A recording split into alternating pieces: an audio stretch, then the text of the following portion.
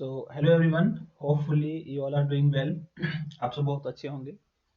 थोड़ा वीडियो में गैप हो गया, बट कोई ज़रूरी काम में बिजी थे इसलिए वीडियो नहीं बना पा रहे थे। बट ठीक है, पीछे तक वीडियो में आपने कोऑर्डिनेट ज्योमेट्री का वीडियो देखा था। आज मैं सोच रहा हूँ कि अलजेब्रा का कुछ इंपॉर्टेंट जो टॉपिक्स है उस पर वीडियो बनाऊँ। ठीक है, तो आज डिटरमिनेंट की बात करते हैं। ओके, सो आज हम लोग डिटरमिनेंट का वीडियो बना रहे हैं। देखिए,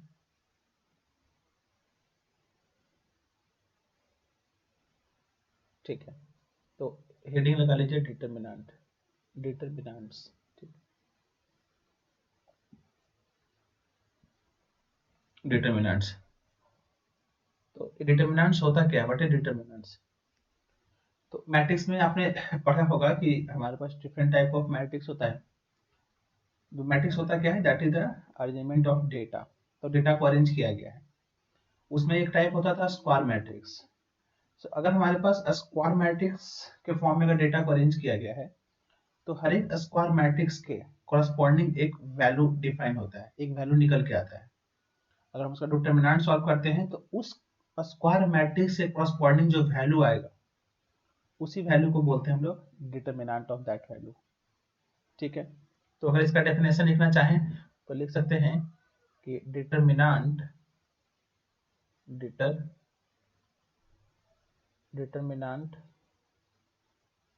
इज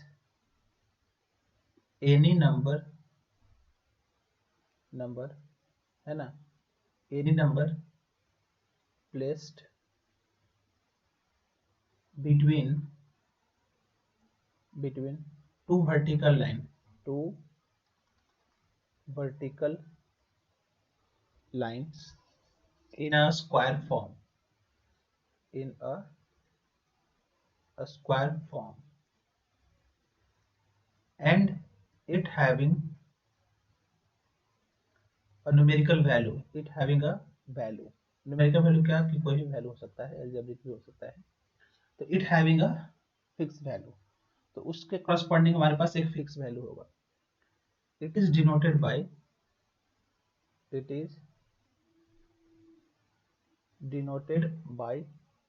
तो अगर मान लो हमारे पास कोई मैट्रिक्स ए है ना, लेट कर लेते हैं, let A be a square matrix, let A be a square matrix, then इसका जो डिटरमिनेंट होगा डिनोटेड बाय, हम इसको ए के ऊपर ऐसे दो वर्टिकल लाइन लगा देंगे और डी ई टी ऑफ ए लिख सकते हैं।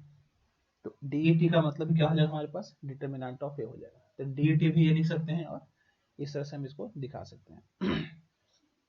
ठीक है ना यहाँ तक? तो जैसे देखिए, हमने यहाँ पे लिखा कुछ चीज ए, डिटरमिनेंट को हम ऐसे मान लीजिए, मान दिया कि यहाँ पे सर समथिंग 2 है, -3 है, 1 है, 3 है, 0 है, 5 है, -1 है, 1 है एंड 1 है। मैंने इसमें बोल दिया कुछ। तो इसको बोलते हैं एक्चुअली क्या, इसको बोलते हैं रो। मैट्रिक्स में सब पढ़ चुके हैं आप। ये हो गया R1 रो, ये हो गया आपका R2 रो, ये हो गया आपका R3 रो। सिमिलरली इधर से वो बोलते थे कॉलम, कॉलम 1 हो गया, दिस इज कॉलम 2, कॉलम 3। ये डिटरमिनेंट है बाय ऑर्डर किसका, 3 का एक डिटरमिनेंट है हमारे पास। ठीक है, ओके। तो इसका ऑर्डर भी हमारे पास, इसका ऑर्डर कितना है sir, order of determinant is 3/3। Solve करेंगे कैसे, डिटरमिनेंट को सॉल्व करने का तरीका हमारे पास क्या है? तो हम लोग किसी भी रो या किसी भी कॉलम के कॉरस्पॉन्डिंग हम डिटरमिनेंट को ओपन कर सकते हैं।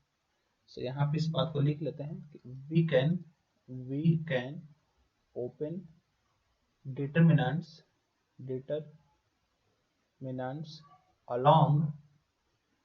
along any row or any column, any row or any column,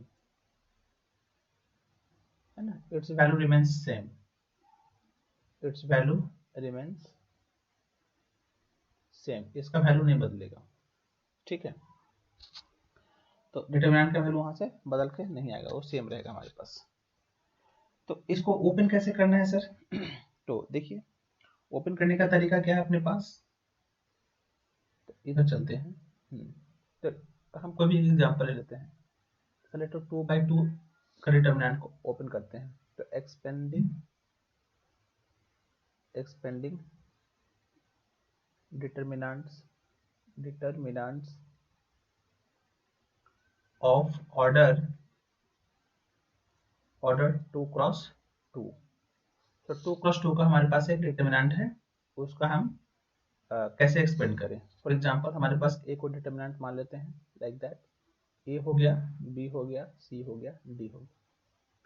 तो इसको ओपन करने का तरीका क्या है, इसका मल्टीप्लिकेशन इसके साथ करना होता है, फिर बीच में माइनस का साइन देंगे और इसका मल्टीप्लिकेशन इसके साथ करके हम यहाँ बीच में सबट्रैक्ट करेंगे। यानी कि हो जाएगा sir a into D minus B into C. तो 2/2 का तो ओपन करना वेरी इजी हो गया। नाउ बात करते हैं एक्सपेंडिंग 3/3 ऑर्डर डिटरमिनेंट, उसको कैसे ओपन करेंगे। एक्सपेंडिंग या opening, expanding of 3 cross 3 order determinants. तो जब हमारे पास 3/3 का डिटरमिनेंट हो, जैसे एग्जांपल के तौर पे मान लीजिए पहले यहाँ पे हमारे पास ऐसे ही कर लेते हैं a11 a12 a13 a21 a22 a23 a31 a32 a33। Now we have to open this 3/3 determinants. How we can open? तो मैंने क्या बोला था कि we can open the determinant along any row और any column। तो हम इसको किसी भी रो या किसी भी कॉलम के along ओपन कर सकते हैं, नो प्रॉब्लम। ठीक है, तो सी यहाँ पे हमने डिटरमिनेंट को लिख दिया। If you want to open along R1, अच्छा कर सकते हैं, आगे से सीखेंगे प्रॉपर्टीज ऑफ डिटरमिनेंट में कि हम कैसे इसको और सिंप्लीफाई करके लिख सकते हैं। So let us suppose let expand along R1। हम इसको किसी भी रो या किसी भी कॉलम के along ओपन कर सकते हैं। तो फुल यहाँ पे हम इसको R1 के along ओपन करना है, कैसे करेंगे सर। So यहाँ पे if we take A11 outside, तो इसको आपने A11 को लिया बाहर, तो इसके साथ जो ये अपने पास हॉरिजॉन्टल पोर्शन है ना, इसको हम क्या मानेंगे, डिलीट मानेंगे, मतलब इसको हम ब्लॉक कर देंगे, इसको हम भूल जाएंगे। सामने इसके नीचे वाला जो भी है इसको भी हम ब्लॉक कर देंगे। तो बच क्या जाएगा, यहाँ पे ए बच जाएगा, A22 बच जाएगा, A23 बच जाएगा, A32 बच जाएगा, A33 बच जाएगा। तो ये जो बच गया इसको हम यहाँ लिख लेंगे। क्या क्या बच गया, एक बच गया A22, एक बच गया A23, एक बच गया A32 और एक बच गया A33। नाउ क्योंकि हमने R1 के लॉन्ग लिया है तो A11 के बाद किसका नंबर आएगा, A12 का आएगा। तो यहाँ माइनस का साइन लिखेंगे और लिखेंगे A12। जब A12 लिखेंगे तो क्या होगा, इसके सीधे वाला कॉलम को ब्लॉक करना होगा और फिर इसका रो को खत्म करेंगे। तो इसमें क्या बचेगा हमारे पास, A21 बचेगा और A23 बचेगा, A31 बचेगा, A33 बचेगा। तो that will write here, that is A21 A23 A31 A33। ठीक है ना। फिर यहाँ आइए, यहाँ पे अपने पास क्या हो गया A13। A13 को आपने लिया तो फिर इसको ब्लॉक करेंगे, इसको ब्लॉक करेंगे। तो यहाँ पे क्या निकल के आएगा sir, A21 A22 A31 A32। ऐसा हमारे पास यहाँ पे बन गया। साइन अल्टरनेट चलता है, इसका ध्यान रखिएगा। जैसे हमने यहाँ पे A11 को प्लस में लिया ना, तो A12 माइनस में लिया, फिर A13 प्लस में लिया। आप ऐसा सोच सकते हो कि अगर जो नीचे में लोअर सबस्क्रिप्ट लिखा हुआ, जैसे यहाँ A11 है, तो A11 हुआ ना, तो 1 + 1 क्या 2 हो गया। अगर सम नंबर हो जाए, अगर इसका एडिशन सम हुआ तो प्लस साइन होगा, अगर सम ऑड हुआ तो माइनस साइन लेना है। ये आप याद रख सकते हो। कहाँ से आता है, आप माइनस साइन को फैक्टर वाला जाके वीडियो में देख सकते हो। जैसे यहाँ देखो, यहाँ पे हमारे पास सम कितना आ जाएगा, A12 है एलिमेंट, तो 1 + 2 3 हो जाएगा। 3 एक ऑड नंबर है तो देखो बाहर नेगेटिव आ गया। यहाँ A13 है तो 1 + 3 4 हो जाएगा, इवन नंबर है तो प्लस हो गया। ऐसे आप याद रखिए, ठीक है ना। तो यहाँ पे हमारे पास क्या हो जाएगा, दिस इज नाउ A11 और यहाँ पे आपने इसको बाहर लिया, A22 बाहर हो गया और यहाँ पे हो जाएगा अपने पास A33 माइनस यहाँ हो गया A32 और कितना हो गया A23। ये है माइनस में A12 बाहर, इस दोनों का मल्टीप्लाई करते हैं ना तो कितना हो जाएगा A21 into A33 minus A31 into A23 plus यहाँ देखिए A13 आपने बाहर लिया तो कितना हो जाएगा sir, A21 into A32 minus A31 into A22। तो इसको सिंप्लीफाई करके जो आंसर आएगा that is the answer of the this expanding of the row by 3/3। इस तरह से हम 4/4 को भी कर सकते हैं, लाइक सिमिलर। पहले 4/4 को करिएगा तो पहले 3/3 में आएगा, फिर 3/3 को करिएगा तो फिर 2/2 में आएगा, और फिर 2/2 को मैच ओपन करेंगे तो काफी वो लेंदी हो जाएगा, इसलिए कभी क्वेश्चन उसमें से आता नहीं है। तो जो हमारे पास मेन जो सिलेबस में है वो 2/2 आएगा एंड 3/3 आएगा, इससे ज्यादा हमारा नहीं आता है, ठीक है ना। तो माइनस को फैक्टर लिखना आता है कि एक बार उसमें बात करें, आई थिंक वो चीज मैट्रिक्स में ही है, तो मैट्रिक्स में आप देख लीजिएगा माइनस एंड कोफैक्टर के बारे में, ठीक है। तो उसको मैं इधर में नहीं कर रहा हूँ डिस्कशन। तो हमने A11 सॉरी 2 ऑर्डर एंड 3 को देख लिया। अच्छा एक प्रॉपर्टी भी है, अब आई थिंक अगर मैं वो प्रॉपर्टी डिस्कस करूंगा तो हमको माइनस का फैक्टर बताना ही पड़ेगा। चलो कर देता हूँ very quickly. Let us suppose हमारे पास if A is any square matrix, any square matrix, ये हमारे पास कोई एक स्क्वायर मैट्रिक्स है। तो चलिए हम 3/3 का मान लेते हैं एक matrix, that is A11 A12 A13 A21 A22 A23 A31 A32 A33।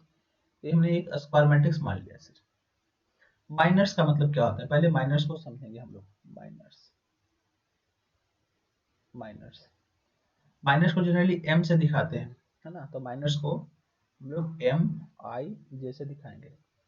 Minus होता क्या है सर, तो माइनस एक्चुअली यहाँ लिख लो, तो minus of each elements of a matrix given by कैसे, देखो अगर मैं यहाँ पे M11 निकाल रहा हूँ यहाँ से इस एलिमेंट के माइनस, तो करेंगे क्या सर, इसके सामने वाले मतलब इसके हॉरिजॉन्टल और इसके वर्टिकल में जो भी लाइन है उसको हम ब्लॉक कर देंगे सर, और जो बाकी बच जाएगा उसको हम डिटरमिनेंट के फॉर्म में लिख लेंगे। जैसे यहाँ पे हमारे पास देखो एक क्या आ गया, A22 बच जाएगा एंड A23 बच जाएगा, A32 बच जाएगा, A33 बच जाएगा। इसको हम डिटरमिनेंट सॉल्व करें तो कितना इसका मान आ जाएगा, A22 into A33 minus A32 into A23। तो इसका M11 का माइनस हो गया। सिमिलरली हम M12 एलिमेंट के कॉरस्पॉन्डिंग माइनर लिखेंगे। M12 पोजीशन क्या है, 12 का पोजीशन कहाँ पे, यहाँ पे। तो इसके आप हॉरिजॉन्टल एलिमेंट को ब्लॉक करिएगा, साथ में वर्टिकल को ब्लॉक करिएगा, जो बाकी बच जाएगा will write into the determinant form. तो यहाँ पे क्या हो जाएगा, A21 then A23 A31 then A33, ठीक है। तो यहाँ पे क्या हो जाएगा, this is A21 into A33 minus A31 into A23। तो यहाँ से फिर इसका माइनस आ गया। सिमिलरली M13 निकालेंगे, A21, ऐसे कर ऑल एलिमेंट्स को we can write the minus in this way, okay. एक और होता है कोफैक्टर, तो कोफैक्टर भी बात कर लेता हूँ साथ साथ में, that is also very important. तो likewise you can write the minus of all, यहाँ पे जैसे M13 लिखोगे आप, सिमिलरली M21 लिखोगे, है ना, देन N22 लिखोगे, देन M23 लिखोगे, आफ्टर दैट M31 लिखोगे आप, ठीक है, M32 लिखोगे, देन M33 लिखोगे। तो पूरे का आप इस तरह से माइनर लिख सकते हो, है ना। मैंने दो लिख के दिखा दिया, चलो एक और दिखा दो। M13 के कॉरस्पॉन्डिंग को देखो, M13 यहाँ पे आ जाएगा, तो इसको आप ढक लेंगे, इसको ढक लेंगे, तो A21 22 31 32। तो ये हमारे पास निकल के आ रहा है कितना, A21 A22 A31 A32। अब इसको हम डिटरमिनेंट सॉल्व कर लेंगे तो कितना आ जाएगा, this will be A21 into A32 minus A31 into A22। तो ऐसे करके इसका डिटरमिनेंट सॉल्व, इस तरह से हम पूरे को सॉल्व कर लेंगे, तो इस तरह से हमारे पास सारे माइनस एलिमेंट निकल के आ जाएंगे, ठीक है कितना। तो नेक्स्ट कोफैक्टर, कोफैक्टर क्या होता है सर? तो माइनस के जस्ट मैंने क्या बोला था कि अगर इसका सम ऑड हुआ तो आप बाहर में माइनस लगा देना, और अगर सम इवन हुआ तो बाहर में प्लस रहेगा। That is the cofactor. अगर हम प्लस माइनस का साइन का इफेक्ट ले लें तो उसी को हम क्या बोलते हैं? कोफैक्टर बोलते हैं। तो अगर मैं बात करूं यहाँ पे कि कोफैक्टर कैसे लिखना है, अपने को कोफैक्टर्स किसी भी मैट्रिक्स का कैसे लिखना है, तो अगर हमारे पास फिर से वही मान लेते हैं मैट्रिक्स, तो ये हमारे पास है A11 A12 A13 A21 A22 A23 A31 A32 A33, ठीक है ना? तो माइनर्स में एक्चुअली कोफैक्टर होता क्या है?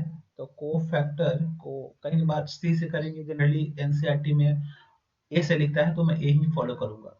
तो कोफैक्टर ए आई जे, ए आई जे एक्चुअली होता क्या है? That is -1 to the power I plus j into minus of M I J. यानी कि कोफैक्टर सिंपली माइनस में ही सिर्फ हम अगर उसका साइन को कंसीडर कर ले कि वो प्लस होगा कि माइनस होगा, तो वो कोफैक्टर बन जाता है। और प्लस माइनस साइन कंसीडर करने का मतलब क्या है? -1 to the power I plus j। अगर I plus j का वैल्यू इवन हुआ तो -1 के पावर इवन पॉजिटिव नंबर आ जाएगा। अगर I plus j का वैल्यू ऑड हुआ तो -1 के पावर ऑड एक माइनस बाहर आ जाएगा। इसलिए मैं बोल रहा था कि अगर सम ऑड आया तो बाहर माइनस लगा दो, अगर सम इवन आया तो बाहर प्लस छोड़ दो आप, ठीक है? और देखो, अगर मुझे बात करना है कोफैक्टर एलिमेंट्स का M11 A11, तो क्या हो जाएगा? -1 रेज़ टू द पावर 1 + 1 और इससे कॉरस्पॉन्डिंग माइनस। तो देखो ये तो -1 के पावर 2 प्लस ही हो गया, यानी कि यहाँ तो सर M11 के बराबर ही हो गया सर। और माइनस तो लिखना आप पीछे सीख सकते हैं कि आप इसको ब्लॉक करेंगे, इसको ब्लॉक करेंगे, और जो आएगा उसका डिटर्मिनेंट सॉल्व कर देंगे 2 2 का, तो जाएगा A22 A23 A32 A33। Solve करके क्या आ गया value? This will comes out to be A22 into A33 minus A32 into A23। इस तरीके से हमारे पास चीजें आ जाएगी। Similarly we can write A12 also. ये क्या हो जाएगा?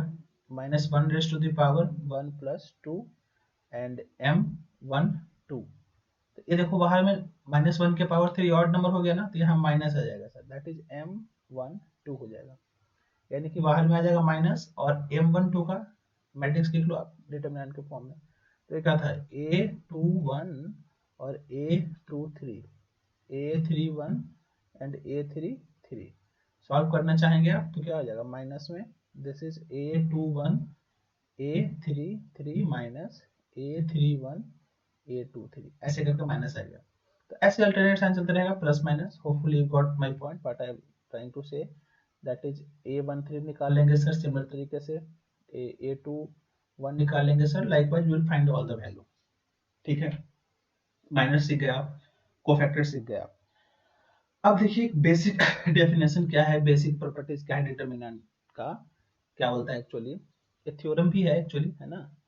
कि हमारे पास कोई भी एक मैट्रिक्स लिखा हुआ है ऐसे A11 A12 A13 A21 A22 A23, here A31 A32 A33, like this। तो इसने क्या बोला कि जो डिटरमिनेंट का जो वैल्यू होता है, इसको, और डिटरमिनेंट को कई बार डेल्टा से भी लिख देते हैं, तो कंफ्यूज मत होइएगा, या DET मैंने बोला भी था, DET ऑफ ए बोल देंगे, तो सब सेम ही चीज है। ये क्या होता है सर? आप किसी भी रो या किसी भी कॉलम का अगर एलिमेंट उठा लो, ठीक है, और अगर उसी रो या उसी कॉलम का कॉरस्पॉन्डिंग आप कोफैक्टर से मल्टीप्लाई करोगे, तो that will be the value of determinant. मतलब अगर हम सर इसको मान लीजिए R1 का एलिमेंट उठा रहे हैं यहाँ पे ऐसे A11, तो इससे कॉरस्पॉन्डिंग इसका कोफैक्टर क्या आएगा? दैट इज A11 आ जाएगा, प्लस फिर नेक्स्ट एलिमेंट A12, इससे corresponding cofactor A12, next A13, इससे कॉरस्पॉन्डिंग कोफैक्टर A13, तो ये डिटरमिनेंट का वैल्यू आ जाएगा। Getting it?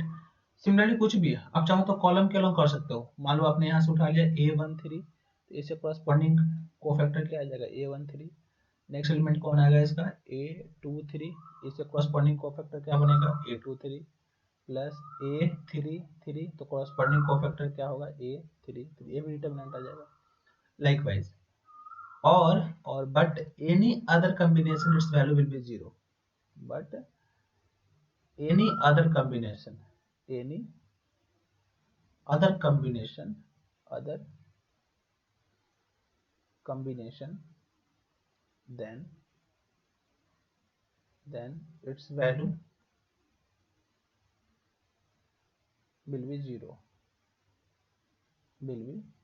0, likewise जैसे अगर सर मैं यहाँ पे ले लूं कुछ मान लो A11 ले लिया A11 बट मैं कोफैक्टर ले रहा हूँ सेकेंड रो का, दैट इज यहाँ पे ले रहा हूँ A21 प्लस ए हो गया A12 बट कोफैक्टर यहाँ डालूंगा A22, ये हो गया A13 बट कोफैक्टर ले रहा हूँ A23, तो इसका वैल्यू निकल के 0 आ जाएगा। एनी अदर कॉम्बिनेशन अगर हम किसी भी एक पर्टिकुलर रो का एलिमेंट उठा रहे हैं बट कोफैक्टर अलग कर दे रहे हैं उसका, तो दैट वैल्यू विल बी 0, तो इसका आप ध्यान रखिएगा, है ना। तो ये हमारे पास हो गया। नेक्स्ट हम इसका प्रॉपर्टी की बात करेंगे, that is the main important part. तो now will discuss about the properties of determinant. Properties of properties of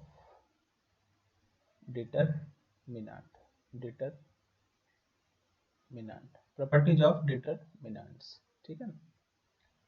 तो प्रॉपर्टीज ऑफ डिटरमिनेंट में पहला प्रॉपर्टी नंबर 1 क्या बोलता है, if we interchange row and column then the value of determinant remains same, यानी कि वहां पे इसका वैल्यू चेंज नहीं होता है। फॉर एग्जांपल हमारे पास एक कोई डिटरमिनेंट है, मान लो A1 B1 C1 A2 B2 C2 A3 B3 C3, तो इसका जो डिटरमिनेंट वैल्यू आएगा, है ना। और अगर मान लो कि ये रो को मैंने C1 बना दिया, ऐसे लिख दिया A1 B1 C1 A2 B2 C2 A3 B3 C3, तो सब वैल्यू सेम होगा। तो अगर हम किसी भी रो या रो एंड कॉलम को अगर इंटरचेंज कर दें तो the determinant value will not be change. Next property number 2, if all the elements of row and column are 0 then its value will be 0. So if all the elements of any row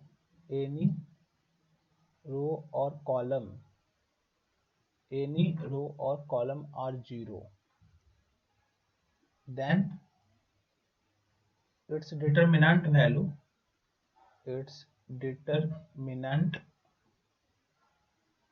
will be 0, तो उसका value क्या निकल के आएगा अपने पास 0। For example मान लो आपने यहाँ लिखा समथिंग A1 B1 C1 और ये आपने डाल दिया 0 0 और यहाँ पे लिख लिया A2 B2 C2, तो without solving we can say कि इसका वैल्यू 0 होगा। क्यों? क्योंकि हमने बोला था कि डिटरमिनेंट को किसी भी रो या किसी भी कॉलम के अलावा ओपन कर सकते हैं। तो अगर मैं इसको R1 के लॉन्ग R2 के लॉन्ग ओपन कर दूं तो हर जगह तो 0 0 आएगा ना, जो एलिमेंट मल्टीप्लाई होगा, तो पूरा वैल्यू क्या हो जाएगा, इसका 0 ही हो जाएगा। नेक्स्ट प्रॉपर्टी नंबर 3, ये हमारा प्रॉपर्टी नंबर 2 है, ठीक है। प्रॉपर्टी नंबर 3 क्या बोलता है कि if any two rows or column are identical, so if any two row और column are identical then the value of determinant will be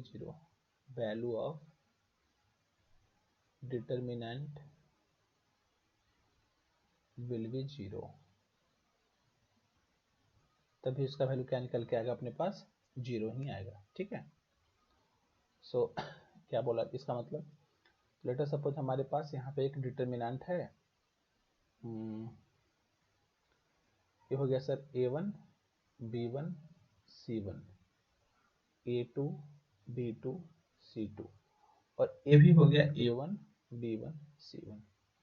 तो here we can see the r1 and r3 are identical, है ना, ये identical हो गया। तो यहाँ पे हमारे पास इसका डिटर्मिनेंट वैल्यू क्या निकल के आ जाएगा, डिटर्मिनेंट ऑफ ए क्या हो जाएगा अपने पास, 0 निकल के आ जाएगा, क्योंकि दो वैल्यू हमारे पास, दो रो आइडेंटिकल है, कॉलम भी होने से वैल्यू सेम हो जाएगा, जो रो पे एप्लीकेबल है सेम टू सेम कॉलम पे भी एप्लीकेबल है हमारे पास। प्रॉपर्टी नंबर 4, ठीक है, सो फ्रॉम एनी रो और any column we can take a common factor, इस बात को लिख लो। सो फ्रॉम एनी रो और column we can take a common factor, we can take a common factor, तो वहां से हम कॉमन फैक्टर ले सकते हैं। फॉर एग्जांपल हमारे पास यहाँ एक डिटर्मिनेंट है, ये मान लो 10 है, ठीक है, 15 है, 25 है, दिस इज 3 है, 2 है, 7 है, -1 है, 0 है एंड 2 है, ऐसा कुछ मान लिया। लेकिन क्लियरली सी कि हम चाहें तो R1 से हम 5 कॉमन ले सकते हैं, किसी से भी ले सकते हैं, डिवीजन में चला जाएगा, कोई फर्क नहीं पड़ता। तो यहाँ अगर मैं R1 में से 5 निकालूंगा तो 5 मैंने यहाँ बाहर मल्टीप्लिकेशन में आ जाएगा, ये कितना हो जाएगा, 2 3 5 3 2 7 -1 0 2, तो दिस इज द वैल्यू में भी। तो आप किसी भी रो या किसी भी कॉलम से कुछ भी कॉमन अगर हो रहा है तो यू कैन टेक कॉमन, ठीक है, सही है ना। सो नेक्स्ट प्रॉपर्टी नंबर 5 देख लीजिए, 4 तक हो गया ना हमारा। Property number 5, fifth number property क्या बोलता है कि if we interchange any two row और कॉलम, किसी भी दो रो को आपस में इंटरचेंज कर रहे हैं या किसी भी दो कॉलम को आपस में इंटरचेंज कर रहे हैं, the determinant value will be negative. तो if we interchange any two row or column, then determinant value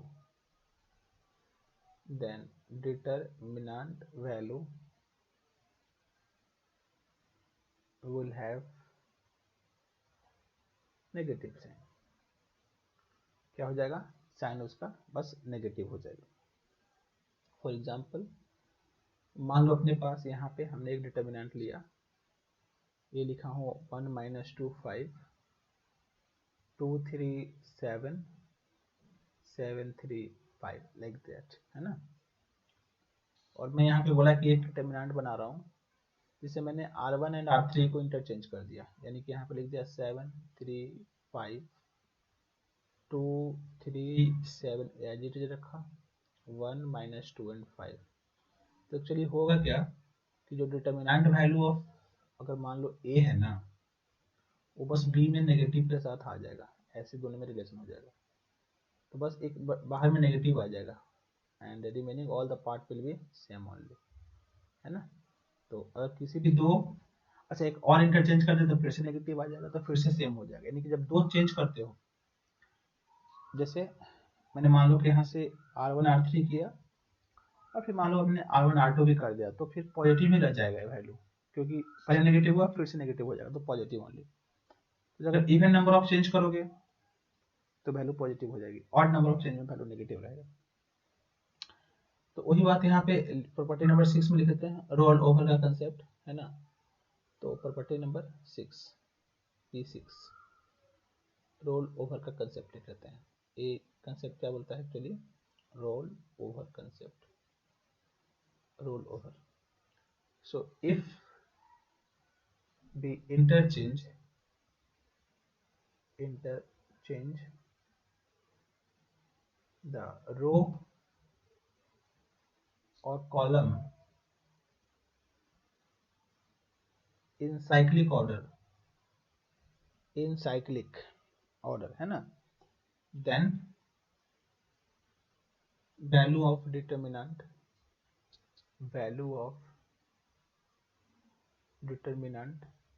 remains same। देख लेते हैं कैसे सेम रहेगा सर। जैसे हमारे पास यहाँ पे कोई डिटर्मिनेंट है ना, चलो ऐसे मान लेते हैं A1 है, A2 है, A3 है, B1 है, B2 है, B3 है, C1 है, C2 है, ऐसे, ठीक है। रोल ओवर करने का मतलब क्या हुआ, जैसे मान लो ये R1 है, R2 R3 है, ऐसे है ना, क्या एक्चुअली यहाँ पे R1 R2 R3 आपने रोल ओवर किया तो क्या हुआ, ये जो पोर्शन है ये चला गया इसके साथ ऐसे, तो एक कॉरस्पॉन्डिंग यहाँ पहुंच जाएगा और ये वाला वैल्यू यहाँ पहुंच जाएगा। यानी कि रोल ओवर करने के बाद क्या होगा एक्चुअली ऐसे हो जाएगा सिस्टम, ये हो जाएगा R2 R3 ऊपर चला जाएगा और ये हो जाएगा R1, ऐसे आ जाएगा वैल्यू, ठीक है। तो इसका वैल्यू सेम ही रहेगा। यानी कि अगर आप इसको ऐसे लिख दो, पूरा कंप्लीट रोलिंग कराया आपने, तो ये हो गया सर R2 मतलब ये हो गया B1 B2 B3, ये हो जाएगा C1 C2 C3 और ये हो गया आपका A1 A2 A3। तो ये वैल्यू भी आपका डिटरमिनेंट का वैल्यू है। इतनी इसका मतलब जब हम रोल ओवर पूरा कंप्लीट साइकिल चेंज कराते हैं तो उसका वैल्यू नहीं बदलता है, that value will remains the same, ठीक है। अच्छा, किसी भी एक रो या कॉलम को किसी दूसरे रो या कॉलम में ऐड करो या सब्ट्रैक्ट करो, देन डिटरमिनेंट का वैल्यू अच्छा वो तो सिमिलर कंसेप्ट में हो जाएगा, उसका वैल्यू हमारे पास क्या निकल के आ जाएगा 0। ये वाला पॉइंट पे लिख लो कि प्रॉपर्टी नंबर 7 ना, 7 property. So if any row or column is multiple of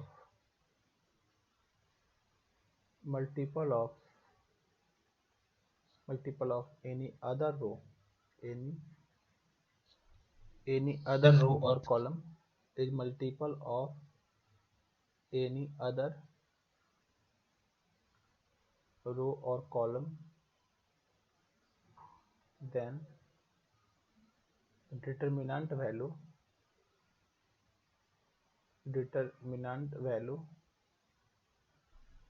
remains same, वो नहीं बदलता है। कहने का मतलब क्या है सर, जैसे मान लो हमारे पास यहाँ पे हमने ले लिया 10 15 25, चलो वही कुल लेते हैं 3 7 9, और यहाँ मान लो अपने पास है 2 पढ़ लो इसको 2 3 एंड 5 ऐसे। अब ध्यान से देखो कि अगर आप R1 में से 5 कॉमन करोगे तो आपको R3 के इक्वल हो जाएगा। अगर मैं बोल सकता हूँ यहाँ पे कि जो R3 है सर, R3 ऐसे तो आपकी 5 times of R3 is equal to R1 हो जाएगा। देखो ना, अगर मैं R3 को 5 से मल्टीप्लाई कर दूं तो R3 के बराबर आ जाएगा। इसका मतलब यहाँ पे डिटरमिनेंट वैल्यू क्या निकल के आ जाएगा इसका 0। कैसे, देखो आप R1 से 5 कॉमन कर लो तो R1 एंड R3 सेम हो गया, आइडेंटिकल हो गया। तो हमने पढ़ा था प्रॉपर्टी कि इफ एनी टू रो और column are identical then it's value will be 0, ठीक है। चलिए नेक्स्ट प्रॉपर्टी नंबर 8 की बात करते हैं। प्रॉपर्टी नंबर 8 नंबर प्रॉपर्टी क्या बोलता है कि इफ बी ऐड और subtract any row or column to other row or column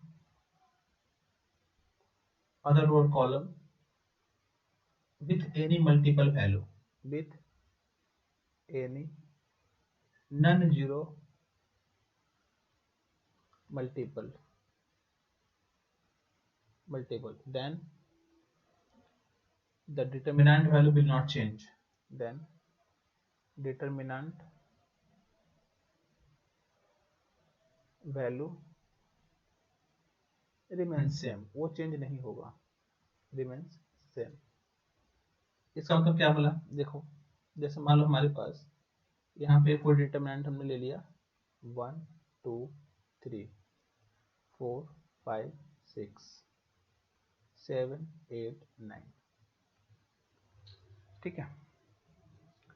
अगर मान लो मैं बोलता हूँ कि सर R1 जो है ना, आप R1 को कर दीजिए, तो R2 को ही कर लो ना, R2 को तो आप कर दीजिए sir R2 minus 4 times of R1, या R3 को कर दीजिए sir R3 minus 7 times of R1, तब भी इसका वैल्यू रिमेन सेम होगा। देखो क्या हो हो जाएगा? R1 में तो नो चेंज किया किया ना ना आपने, तो वो तो सेम रह गया। R2 में आपने क्या किया 4 टाइम्स ऑफ R1, तो ये 0 हो जाएगा, 5 माइनस 8 माइनस 3 हो जाएगा, 4 क्या है ना तो 12, ये हो जाएगा माइनस 6, यहाँ 7 7 टाइम्स टाइम्स कर दिया आपने तो हो जाएगा 0, जो हो जाएगा 8, तो 14 8 और 14 माइनस 6 हो जाएगा इसका मतलब, और यहाँ पे कितना हो जाएगा, ये हो जाएगा 9 माइनस 7 या 21, तो 21 कितना हो जाएगा 12 ना, माइनस 12 हो जाएगा मेरे ख्याल से। तो जो दोनों का जो वैल्यू आएगा दैट विल रिमेन सेम, इसका वैल्यू इसका दोनों का वैल्यू क्या होगा, सेम ही होगा, value will not be change. चाहो तो सब देख लेना, है ना। तो प्रॉपर्टी नंबर हमारे पास 8 यहाँ तक हो गया, ठीक है ना। उसके बाद हमारे पास कुछ प्रैक्टिस क्वेश्चंस हैं, ठीक है। तो प्रैक्टिस क्वेश्चंस तो अभी नहीं कर रहे हैं ना, तो बाकी करते हैं नेक्स्ट वीडियो में। आई थिंक वीडियो बड़ा हो रहा है, तो ठीक है इतना देखिए, काफ़ी मतलब मेन जो इम्पोर्टेंट पॉइंट ऑफ था वो मैंने ऑलरेडी डिस्कस कर दिया।